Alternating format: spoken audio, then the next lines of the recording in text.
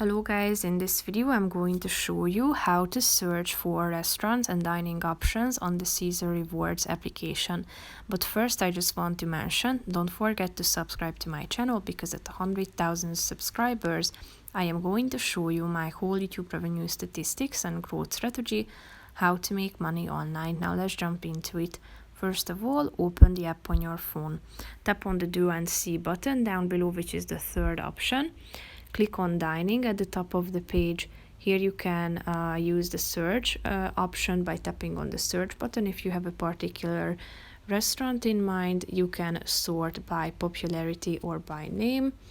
And you can also apply filters in terms of price and the type of food you are looking for. Here you have the options. Tap on the relevant one you are interested in.